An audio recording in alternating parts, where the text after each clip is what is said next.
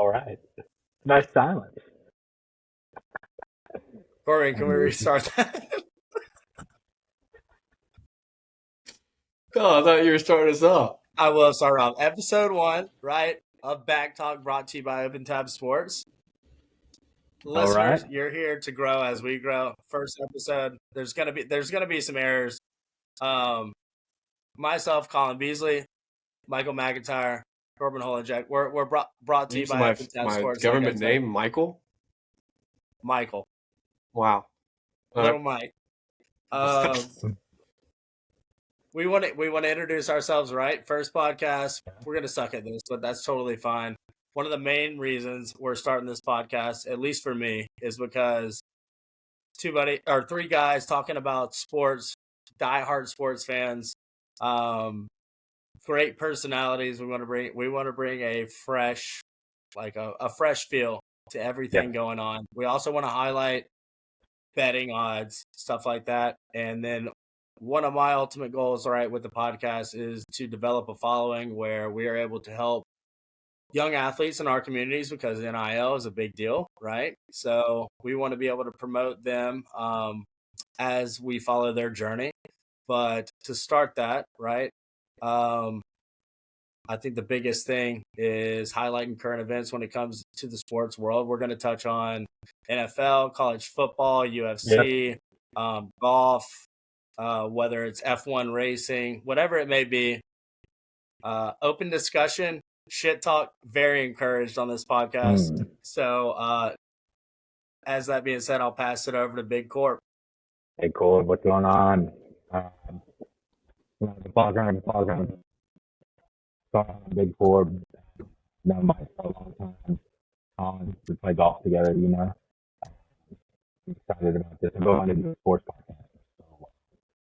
So now seeing it come together, especially with two of my buddies, it's going to be a good time. I can't wait to start talking some time. Big Ohio State fan, right? So prime time to start a podcast. Oh yeah. I'll pass the torch on over to Michael, excuse me. Right.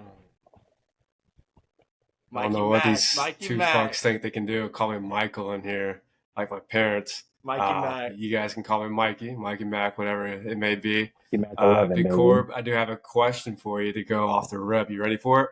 Yeah, what's up? Hey, what happened the last time UGA and Ohio State played? It was a game that we actually should have won. But wow, we're going should have won. Shoulda, woulda, coulda. That's okay. I mean, that'll be next year when you guys are 4-loss team and you're like, oh, I deserve to be in. Hey, at least we play a good schedule though, right? That'll be next year when Georgia pays out the most NIL money ever in the history of college football. Oh, I know we talked about that yesterday. I know I broke down Ohio State's NIL deal, NIL money. So I guess we'll start it off with nothing. You know, college football Monday, January 20th, 7:30. We've got Ohio State, Notre Dame. Ohio State's 8-point favorites right now. Total 45.5 total points for the game. Notre Dame plus 290 dogs. Mikey. Yeah. Who wins and why? Well, I'm going to go with Notre Dame. Sorry, McCoy. Deep down, Ohio State, yes, may. Ohio State, yes, may win. But Notre Dame, I'm going with the upset, going with the Catholics there. Shout out to mom, born and raised Catholic. You know, got to pull for them there. Let's see how they got there, why they're going to win, right? Is that what you're asking here? So, easier road. Yeah, why do you think Notre Dame, and let's be logical, right, is going to beat Ohio State? Easier road, of course. Easier road compared to Ohio State. 100%. Easier road. 100%. Easier road. But I will say they did play, my dogs there. Put a big whipping on us, of course. So I hate to say that's easier. But, dogs didn't have it. O-line played like crap. Whatever. On to the next one. Notre Dame's going to win, and I think it's because, let's see here. I think they're going to control the time of possession. If you look at their stats, I know Corb's going to come at me with some stuff. look at their stats; they're pretty similar, right?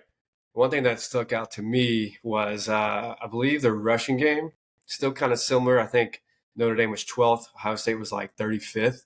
But then you also look at the turnover game there. Notre Dame is like averaging, they're fourth in the, or not average, excuse me, they're fourth in the whole like college football right there for turnovers per game, while Ohio State's also like in the 30s or 40s, so around there. So I think turnovers, controlling time of possession for Notre Dame is going to be big, and that's how they're going to pull out the upset, 24-20. So as Ohio State faced a quarterback like Riley Leonard, you could throw for 90 yards against Georgia and still get a dub. That's big time. Yeah, I don't know if you can do that against Ohio State and throw 90 yards and get a dub, dude. I don't think you can do that. That defense is too good, too locked down. Riley Leonard has proven. Huh? You ready for it? If like wild guess, right? I'm throwing prayers in the dark. You think Ohio State's gonna win? Yes. Logically, also yes. Yeah. Logically, also yes. I mean, why? Do I think 8? I mean, they opened at 9.5. It's down to 8 now, so they must be seeing something that they're doing. I mean, right now, Brennan was 2,600 yards and 19 tugs compared to 3,700 yards. So we know who's playing the ball. Yeah, they have one that has 1,200 yards, but we have two that have almost 1,000. You know what I mean? You're going to stop a two-headed monster like that when we can actually bracket and kind of watch their running back a little bit more and force Riley Leonard to do this, which I don't think he can. Granted, the loss is ugly, but I think it was good for us. I think it kind of showed us. Still holds over their head, that Michigan loss.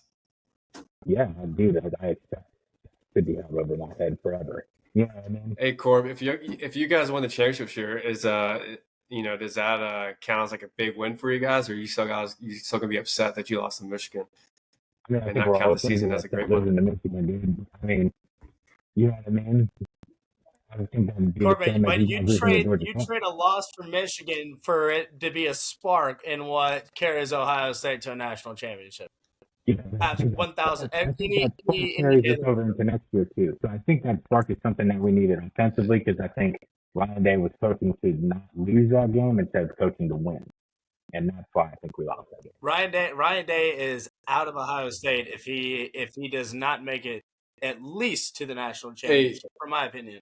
Cool. I got a question for you. Where does Ryan Day rank in your college football coaches? Mikey, this may be a weird question. Corbin, does Corbin look super pixelated right now? Yeah, I mean, he's like the what's a Pixel movie with Adam Sandler in there? I think he was the star in the movie. Mine did my internet kind of fast. I'm sorry. No, that's fine. That's fine. All right, so well, hold on. He said it's a hard question. Let me hear your take on it. What? Yeah, where does he rank in the college football coaches? I mean, top 10, top 5, top 20.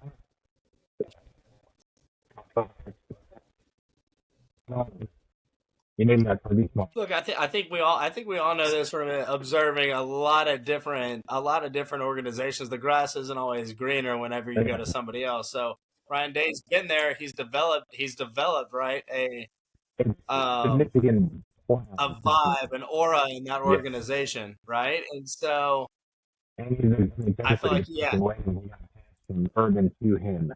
So look, the reason I ask, where would you rank Kirby? I would say take the blinders off. I'm not just being a bias here, but I think Kirby truly is one of the best coaches and a better coach than Ryan Day is. Could you not agree with that? 100% agree. Okay, so and this is why I would take Notre Dame coming up, because for some odd reason, Georgia fans. Look, for some odd reason, once in a blue moon, it didn't look, I know we were kind of banged up there against the game, but I will say as a Georgia fan, Marcus Freeman outcoached Georgia. I know he did, dude. He's a good coach. I know Marcus Freeman's a good coach. I don't think he's better than Ryan Day. And that's why he's going to outcoach Ryan Day and the Ohio State Buckeyes, and they're going to take a dub, and they're going to win the Natty. Dude, Then That's again, so though, dude, crazy. you look at drops, you look at incompetency on the defensive side of the ball. Marcus Freeman, coming Ohio State alumni, he's got an added element of why he wants to win this game, right? Oh yeah, At the same time, you've got Will Howard coming balling. off. I mean, they're the best team in college football right now, hands down. But how does Ryan Day prepare the team for that? Like, right? What do you got? I mean, what has to happen, right, Mikey, for Ohio State to win that game? Vice versa, Corbin. What has to happen for Notre Dame to get a win against Ohio State? I think for Ohio State to win this game. Oh, go ahead, Mike. Whoa! Everybody, calm down. I'm letting him go. I was just gonna say, I think for Ohio State to win this game, they have to do what they keep on doing, and which is what's his name? Was it Chip? Jeremiah Chip? Smith. Go ahead. No, LeBron James, yeah. Chip 4. Kelly? No. Chip Kelly's got to. He's got to continue to call great plays. Yeah. I mean, I don't know what he was calling, before the playoffs. That Michigan game, they were calling the game to not lose. But this whole team, like in the playoffs, is doing, ungodly numbers, it seems like. I mean, Jeremiah Smith just, every time you turn on TV, he's going to score a touchdown or catching some 75-yard bomb. But I think for them, they have to be more efficient on offense, continue that type of play, and their defense, defense do what their defense does. Stay at that, and they'll win the game. I think I'm just saying, Texas Ohio State was a big highlight of why if you shut Jeremiah Smith down, like, you're putting a lot of tension on one wide receiver and how that can be ultimately your downfall. Yeah, I mean, look what happened. I mean, they bracketed him. Yeah, he didn't really do too much, but then reached 4-2 with everybody else. So that's another problem. So to answer your question, Colin, Notre Dame's success to win is they need to slow down the run. They need to find a way to take Jeremiah Smith out, but also keep everybody else at bay, which is going to be, I think, a problem. And I think the way you do that is you load the box and you go after Will Howard early. That Notre Dame secondary is nothing to play with. Yeah, I think you shut the confidence down earlier and you limit turnovers, right? Yep. And that's just, I mean, straight up, if he's going to start doing that, and early, people do it. Much of afraid to stand back in the pocket, and that's where the problems come. That's where turnovers come in, and then defense is on the field for 45 minutes of the game, and you know what I mean. And then if their offense, if they just ground and pound, and Riley Leonard throws dunks and dunks for 90 yards, they're going to win. Straight up. D-side. All right, so let's say, this college football playoff has been so different than the others. Obviously, we have the different format. We having teams that got exposed, but also we had very competitive games that we didn't think would happen ultimately. What does this mean for college football moving forward? Do you think that it's just going to be super saturated? There's not going to be a powerhouse like the SEC has been, right? Do you think everything gets spread out over each division? You've got Deion Sanders still in Colorado. Do you think he attracts more talent? I know they're wanting to go from 20 mil or 15, whatever it is right now in NIL capacity, to 20 to 25 mil. So how does that change the landscape of college football moving forward? It's the wild, wild west right now, right? Like, it's uncharted territories. So granted, teams have been doing this under the table forever. But when you're allotted that amount of money and then you have boosters invested, how does it change the landscape moving forward? I mean, you kind of are looking at it at Ohio State right now. Granted, so I broke it down, Mikey. We paid around $13 million to keep our team, and then adding the other people is where the 7 came from. So that's where it came from, right? I think it's going to Still be a the highest. madhouse. I understand it's the highest, dude. Well, does Wait that until set you the guys precedence pay for all if your you money spend next the year to most do the amount of same. money in NIL? I mean, that's warranted at this point, right? One team spends the most amount of money in Dude, if the NIL, they money's make out the there, why aren't you national taking championship. advantage of it? Exactly. I think that raises the floor in college football for NIL money when it comes to how much should we be paying these players? How much do we invest?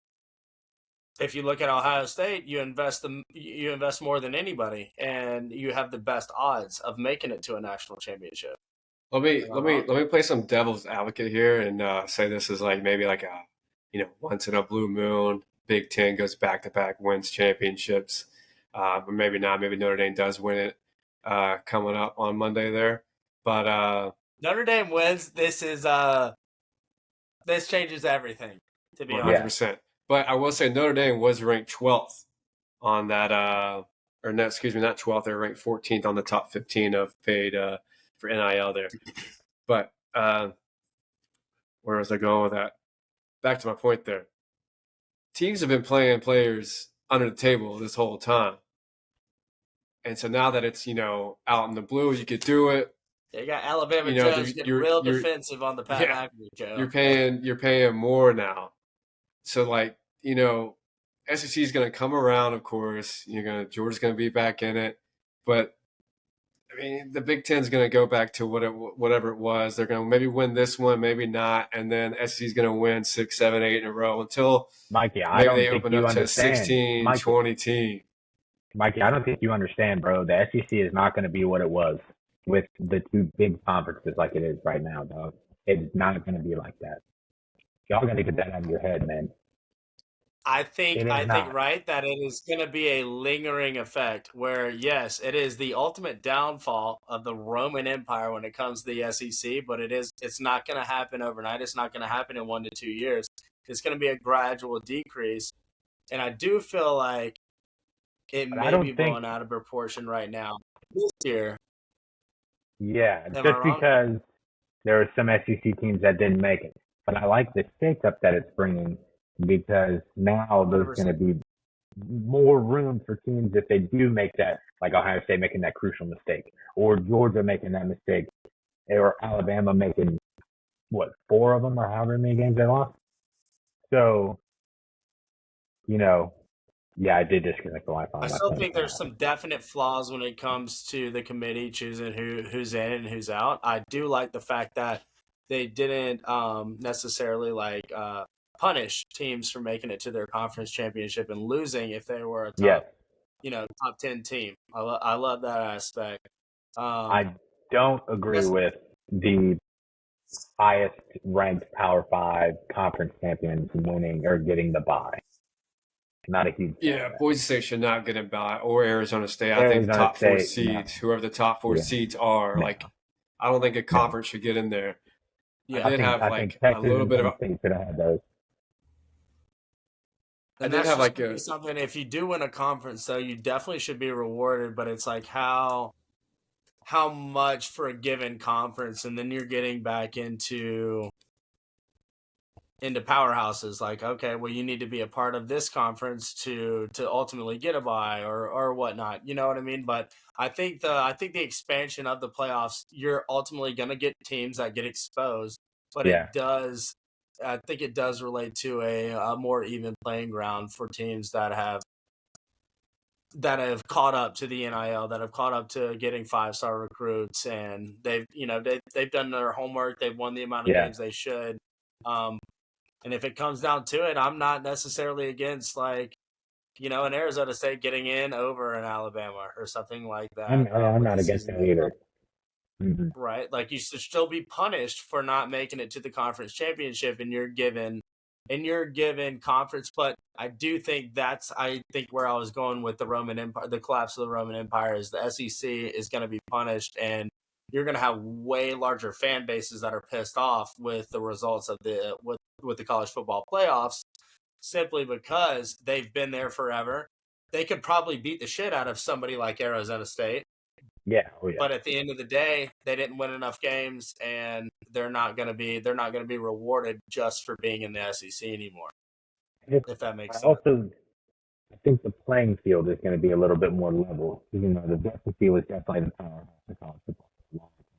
Then it's a Big 10, Big 12, you know, and so on and so forth.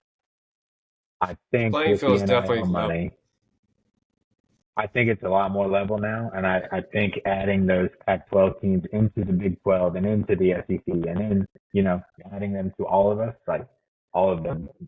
Well, obviously the SEC and the Big 10, which are the big conferences, and then the Big 12 and the ACC. But adding all those teams into that kind of, I like that it makes the conferences a little bit bigger, and makes the conference play a little bit more. One thing I wish 100%. the SEC would do is instead of having the throwaway Marist or the Mercer game in week 9, I think that could be moved up, and I think they could kind of just because this is how the Big Ten does it is once it's conference play, it's conference play, no matter if it's Rutgers or anything like that. But like you They guys can't got mix one up. Vandy and all that kind of stuff, so I think it's kind of shitty for I will say, if we like circle Mercer back in week to 9, you know. 100%, yeah, you don't need a cushion game mid-season, right? Once you enter conference play, it is what it is. You should schedule those games towards the beginning of the season. I If would we like to. circle back, Before. though, Ohio State, 8-point favorites. We've got a total of 45.5, right? That's a discrepancy right there, if you ask me. I would probably say we're going to go over in this game. And I probably would take Notre Dame to cover. I think it is going to be less than a touchdown win. 6.5, I'd be comfortable probably with taking. 8 crosses that 7 threshold, which is huge, right? Such a You scary can win number. by 2 field goals. You could win by a touchdown, and you're still not going to be able to cover the game. But if you are like in Notre Dame, they are plus 290 dogs. So about 100, you win 290. I guess with that going said, let's go ahead and transition for time's sake into the NFL divisional rounds.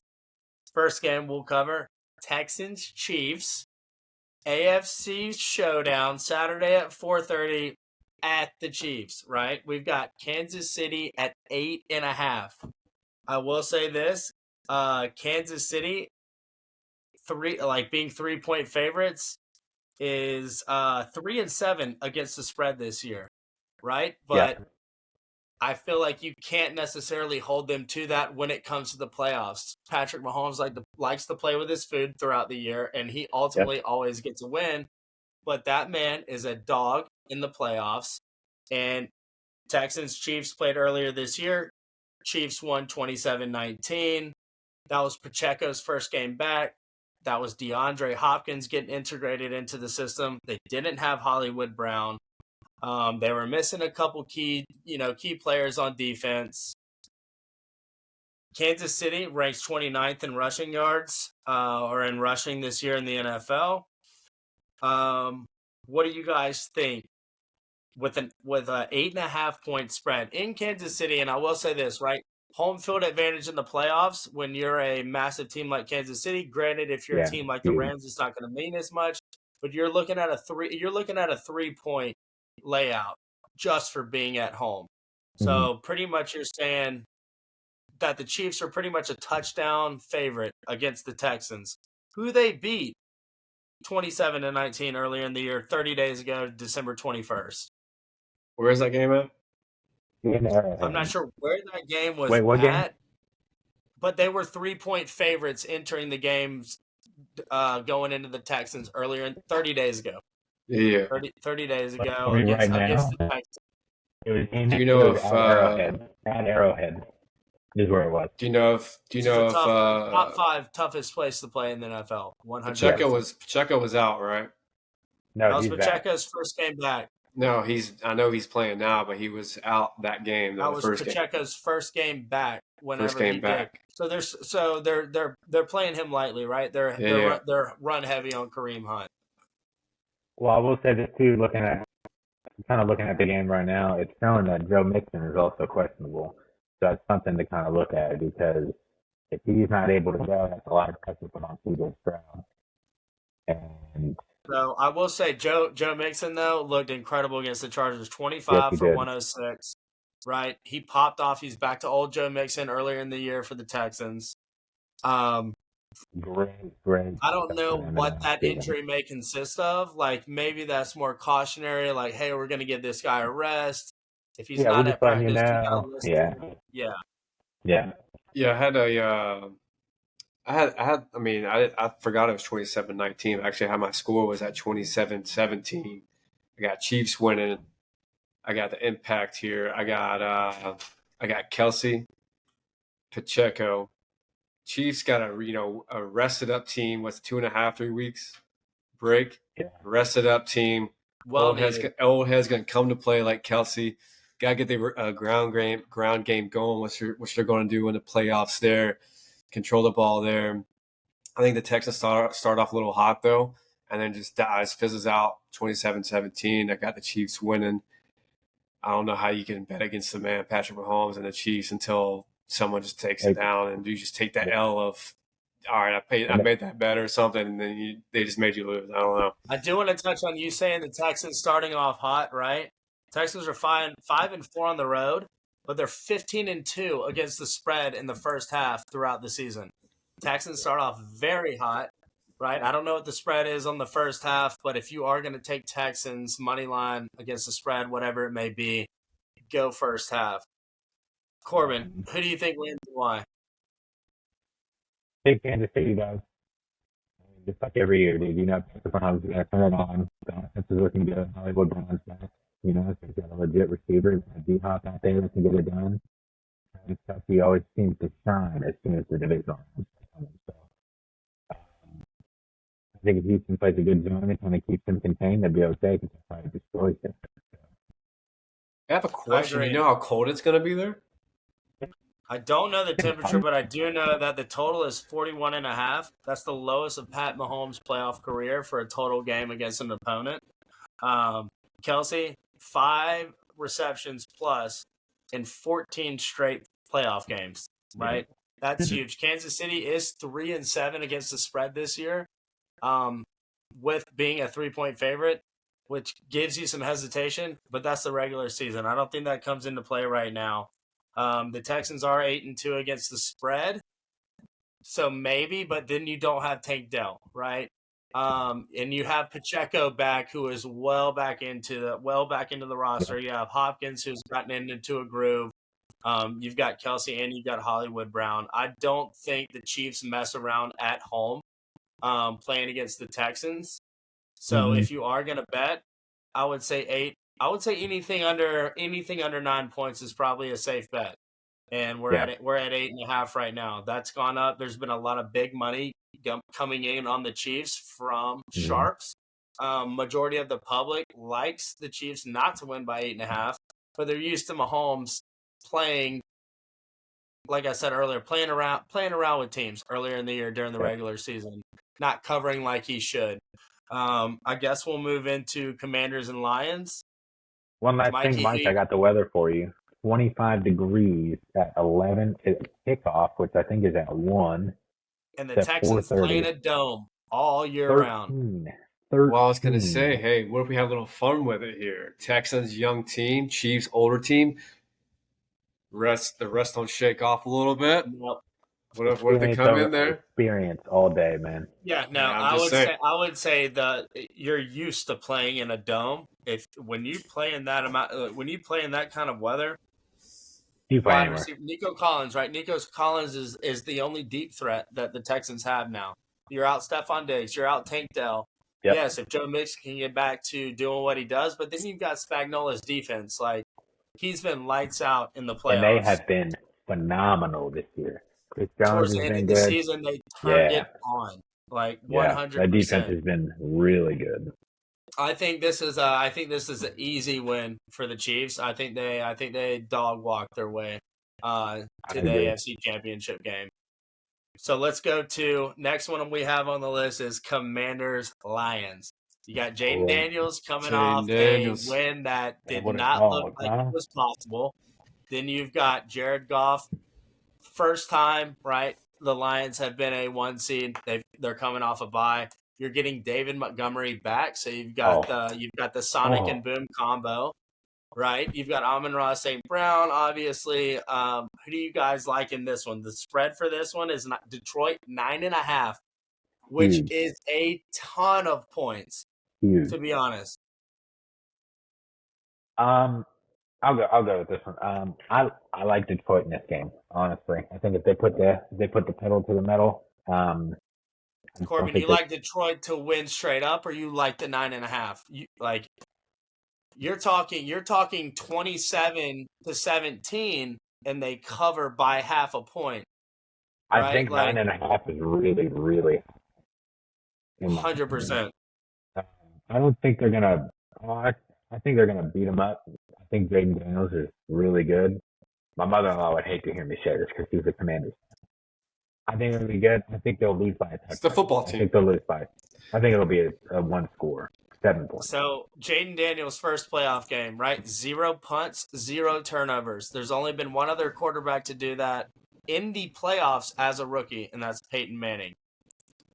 Baker, 15 for 18 on 9+ yards against Washington in the first round of the playoffs.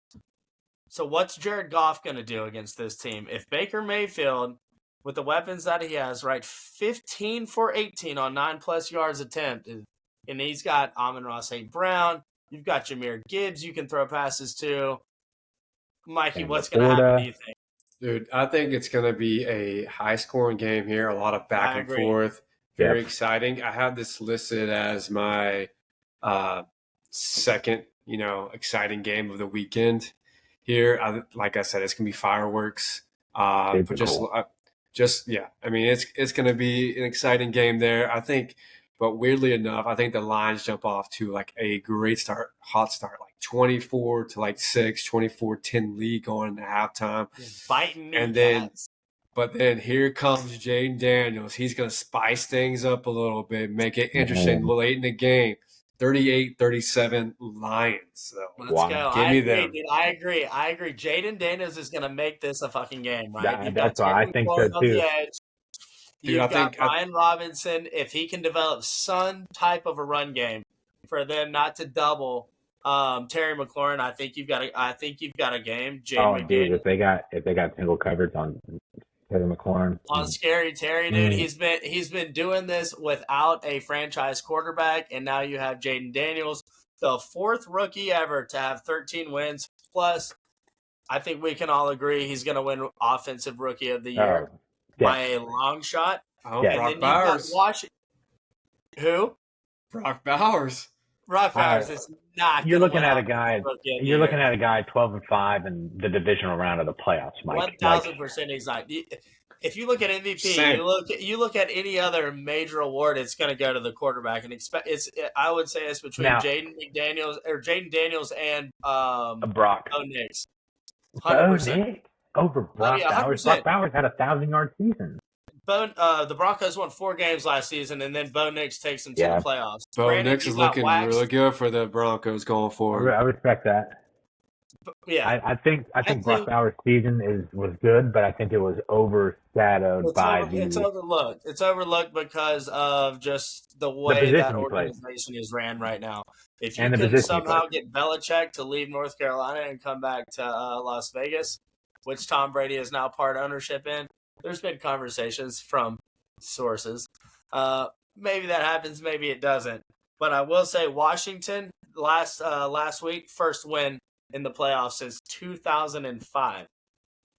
So they've got some momentum. Dan Quinn is not a stranger to this position. Nope. And he's finally got a quarterback. But I do think 28-3. My humble opinion, the Lions, I'm not betting against Dan Campbell. I love Jared Goff in this position, and the fact that they're getting David Montgomery back to take some of those hits off Jahmyr Gibbs, I think it's going to be too much for Washington to overcome, especially playing at the Lions' Den.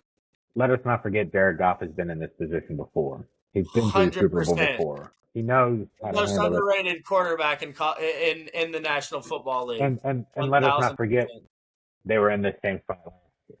And then they made it to the conference championship game last year. And so this team is built for this. And I think that's why. I don't think it's going to be. They're built for now.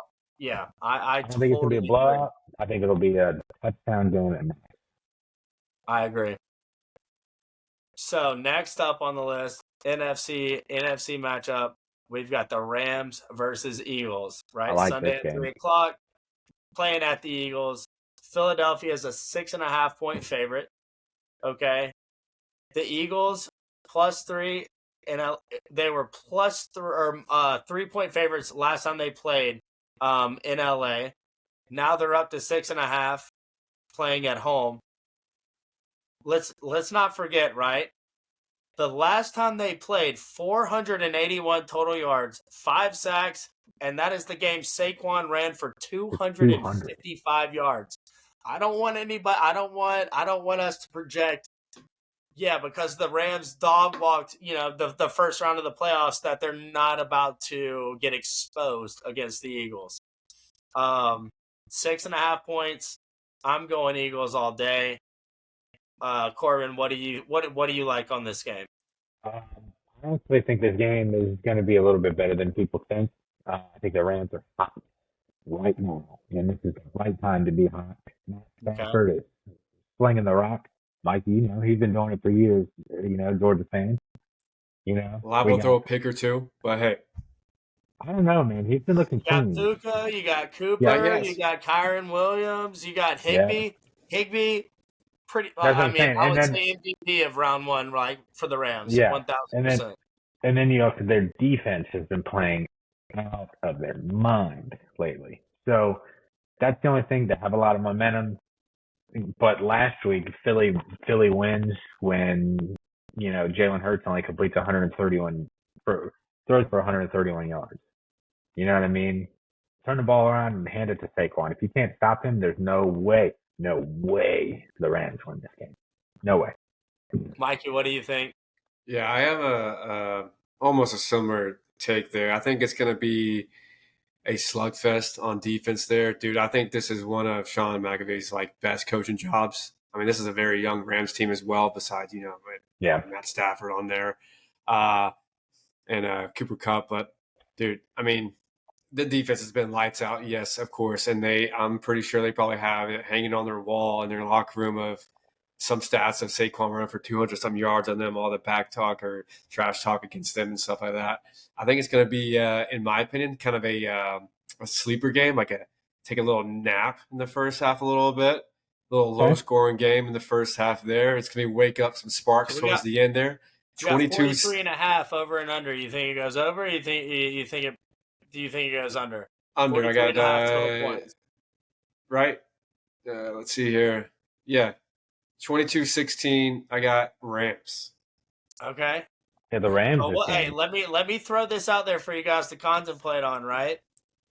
Hurts is 15-7 against the spread against opponents that are 500 or better on the season. The Eagles in the last 3 games have allowed 13 points or less. And Stafford, which the temperature is set to be 30 degrees, right? Whenever they play. Stafford has not played a game since 2021, which was against the Jets, and they got murdered when it was 40 or below. I think the Eagles absolutely run through the Rams. I am a bigger Stafford fan than anybody on this planet, but I do think he's at a different stage in his career. Mm-hmm. I think that the cold is going to affect them. Cooper Kupp had 1 reception last game. If you're gonna look at Puka Nacua, yeah, I get it. There obviously Kyron Williams definitely had a couple plays where I felt like instant replay saved the day. Mm-hmm. That's my humble opinion on it. I do think the under, but I'm thinking the under as well. Super low, like 28-10. Yeah, I don't think if LA doesn't get started hot, it's going to be a boat race, and I don't think they're going to score. No, and that's just me going back to I had Saquon in fantasy this year, so 255 yards earlier in the year when they played them. I don't think that's a fluke. 255 yards that exposed something that day, and I truly think that the line is being inflated and there's a lot of false confidence behind the Rams because of the way Sam Darnold played for the Vikings. Like, if you're gonna ask me, no way in hell I thought the Vikings would end up where they did with Sam Darnold as a quarterback. I'm sorry. But like, are you kidding me? That is the Sam Darnold we've been used to seeing for the last 8 years whenever they played the Rams. And granted, don't get me wrong, Stafford's been there in that position. There's not going to be any unwarranted nerves. But then you've got Jalen Hurts. You've got so many weapons on the other side of the ball where I feel like they exposed the Vikings for what they were, very top heavy. If you're able to shut Aaron Jones down, you're able to limit Justin Jefferson to yards. Yep. Sam Darnold's going to hold the ball and he's going to get exposed, which I think is what happened. Let's move into the best game of the year, in my opinion. Right, you're going for a quarterback, for a three-time MVP quarterback. You're going to a Bills team, or three-time MVP, right? Lamar Jackson, into a Bills team that everybody wrote off at the beginning of the year with an MVP candidate, that brings a whole nother aspect to it, right? You've got Josh Allen, who is 3,700 yards on the year, 28 touchdowns, 6 interceptions, and is doing it with a rookie wide receiver. What's James Cook? Year 2, year 3 running back. Year 3, yeah. Compared to Lamar Jackson, which is putting up ungodly numbers. And if you gave him the MVP last year, you've got to give it to him this year. And I don't think he should necessarily be handicapped for having Derrick Henry. Derrick Henry is why you go get somebody like that to contend with the Chiefs, to beat the Chiefs, to win games like they're doing on Sunday with Buffalo. And I'm just looking at some stats. Derrick Henry has rushed for 1,900 yards. Unreal. You know what I mean? Everybody marked him, or everybody wrote him off. He didn't write back. And granted, 12-5. I mean, it's not the greatest record ever, but they're 12-5. He threw for 4,100 yards, dude. 41 touchdowns and four interceptions. 4 pigs. Wow. You can't even put it on a. James, you can't 10-1 ratio. That's 10-1. That's insane.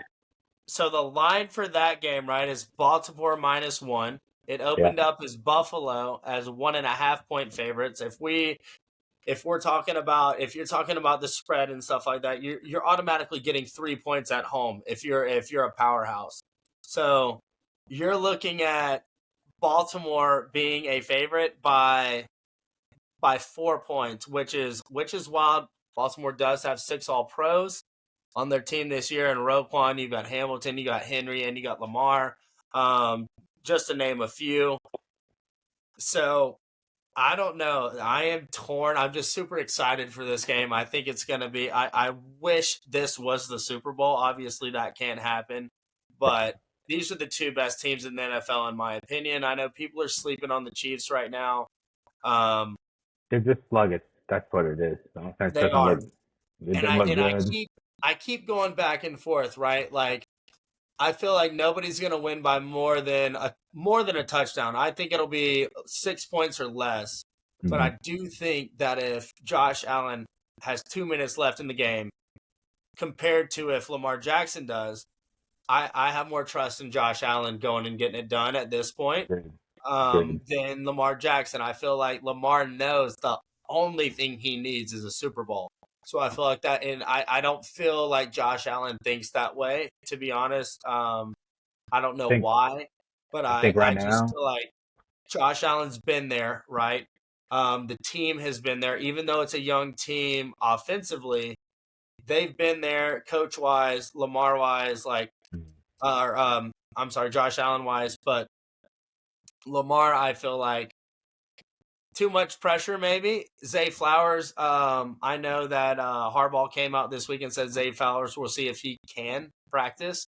So I don't know if he's going to be available for the game. And then you have Rashad Bateman and you have Mike Andrews on the offense if you're trying to spread it around and throw. And I think that the defensive adjustments after the first half with the Bills are above a lot of other teams in the NFL. So I'm going Bills on this one. Bills home dog, right? They have not been a home dog in the playoffs since 1970, which was the first time they made the playoffs after the merger at home. So if the line switching to the Ravens at a point favorite, I think you got to go with Bills. You're getting the Bills in a beautiful spot. Granted, I may be eating shit next podcast after Lamar and Derrick Henry absolutely pop off, which honestly deep down in my core I'm rooting for. Big Lamar fan, but betting wise, I think you got to go with Buffalo. Mikey, what do you have this game at? Yeah, I gotta root for a little bit of Lamar there. He carried my fantasy team this year, but dog. Yeah, dog, man. I think bombs go off, fireworks, cannons, of course. I think the Ravens get off to a little slow start. Actually had some key players in here. Of course, you got Lamar doing his thing, but maybe one that's not as known to some. He's getting a little backlash last year when they didn't do as well in that final game last year in the playoffs. Todd Monken. How is he going to call this game? How is he going to, get these guys ready? But I have the Ravens start them slow. I think they try to establish a run game early on, as they should. I think the Bills are ready for it. Stop them there. But fireworks just continue to go. I got Bills in this one. Late, coming away with it, 45-38. That'll blow every spread out of the water if that happens. Yeah. No, I don't mind that at all. I think Josh Allen then pull it out, but I don't know. I can talk myself in either way. I haven't made a decision. I don't know what I'd bet on at this point. I mean, it's kind of hard because you're looking at two awesome defenses, and then you got under the radar Kyle Van Noy having the best season he's ever had as a pro. Yes, right? Underrated. So, I guess we'll see. If I had to make a decision, I'm going heart tells me Ravens, brain tells me Bills. I guess we'll see. Let's go into, we'll highlight a couple of things from UFC 311. We've got Islam Makhachev faces Arman Tarskirian. I'm sure I'm absolutely botching the shit out of that. I just want to touch on a few things before we make our closing remarks, right? We'll touch on the main card. We've got Kevin Holland versus Rainier de Ritter. Kevin Holland, 26-12, journeyman. Rainier de Ritter is a 1FC champ in Asia, 18-2. I think Kevin Holland catches him. I'm going USA all day on that one. But the takedowns do worry me. Next fight, we've got Beneil Dariush versus Renato Moicano. Moicano, shout out, Show Me the Money podcast. Absolutely dog walked his last opponent. Beneil Dariush was on an 8-fight win streak before his last 2 fights, where he got knocked out and then finished in the first round. Renato Moicano, minus 175 favorite. Definitely going him. Jamal Hill, Yuri Prochazka. We got Jamal Hill at a 125 favorite. Yuri's coming in at a dog.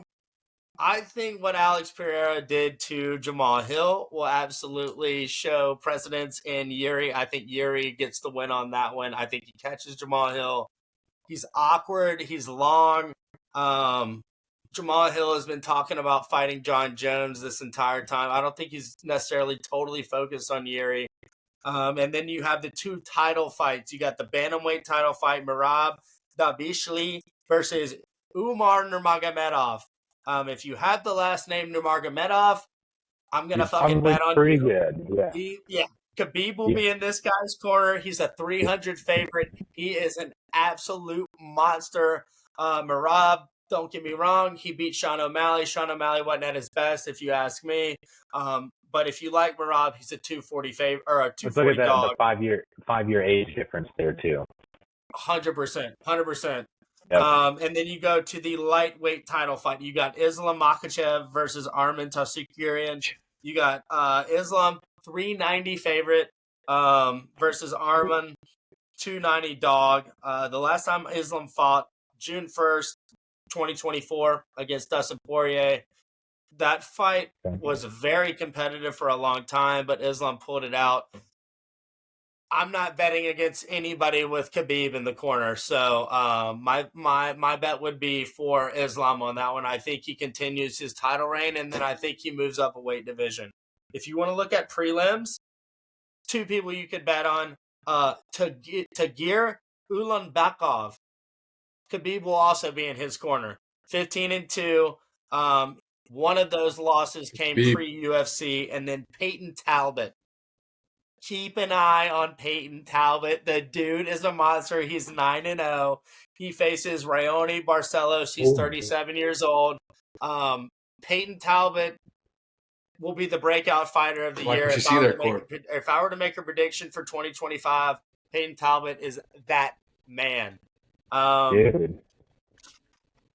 Just looking at him like that, comparisons right here between 37, 30. Yeah. The dude is a highlight reel. 3.5. So that's like an entire fist. Yeah. Trust me. So I guess some of the things we'll touch on next week is TGL. We'll talk about divisional. We'll talk about the divisional wins.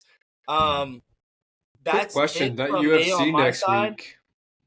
That UFC next week, is it going to be 312 or is it still 311?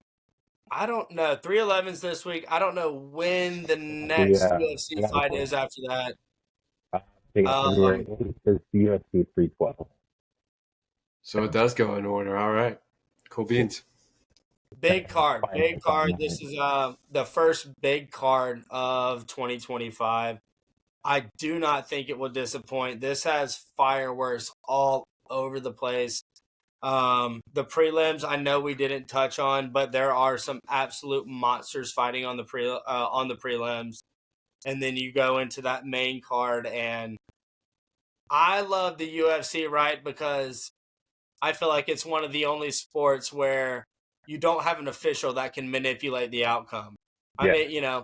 I may be biased, and right, I don't think NFL refs or umpires or NBA referees are intentionally trying to do that, but you do have McDonough, whatever that dude's name is, where through the NBA, where he was taking bets, right? He was working with a bookie, and he was making calls in the NBA. I don't know if that happens in the NFL, but I do think that does not happen with the UFC, which is why I'm such a fan. Dana White, one of the greatest CEOs in the world, if you ask me. And then he just he just got on the board on Meta. So didn't know if you know this or not, but I just don't get how Zuckerberg, UFC advocate, he spars. He chokes people out. Always wondered. I don't never get how referees growing up as a kid. You cheer for a team, you have a team, and then you become a referee. And it's like you just forget about your human team instinct. like that. You have bias. 100%. That's what I'm saying. There's all right. First round of the playoffs. That ref came all the way over to the sideline when Josh Allen's sitting on the bench to tell him why he didn't get that call. Are you kidding me? What the fuck is that guy doing? Stay on the field. I thought that was telling him to not yell at him. That's why that ref came over there, because Josh was yelling at him. That's what I thought. Yeah, but if he did that to Pat Mahomes after, granted, maybe it's warranted. You have one holding call in three Super Bowls on the Chiefs, which is an unfucking heard of. But I do know, hey, dude, stay your ass on the field. Tell him when he gets back out there, don't yell at me if you're that, butthurt about it. But no, I think